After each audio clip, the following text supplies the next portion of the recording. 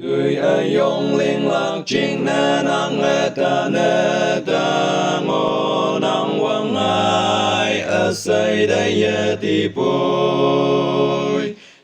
chính hà bu tùy mê năng mong pa ngô ya năng ngô chính nhoi wangngai tâm têu năng ngô chính nhoi wangngai tâm têu năng ngô chính nhoi wangngai tâm têu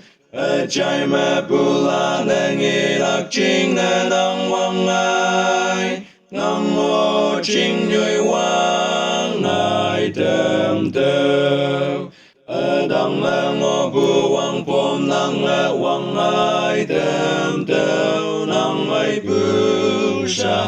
đây đăng ngô năng hem kai mong meng bu mong chẳng wangngai tâm têu năng ngô chính nhoi wangngai tâm têu năng ngô chính nhoi wangngai tâm têu năng ngô chính nhoi wangngai tâm têu trái mẹ bu la nè nghi lạc chính nè năng wangngai năng ngô chính nhoi wangngai tâm têu năng ngô bu nhoi mẹ tâm linh lạc chính nè ngô lang nam niệm ai bu wang hi wangngai ki năng yak kai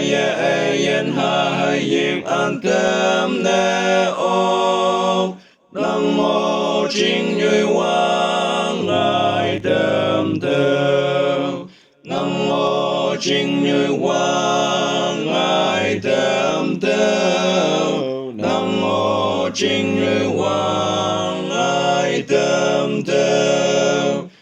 trái mẹ bu la nè nghi lạc chính nè năng wangngai năng ngô chính nhoi wangngai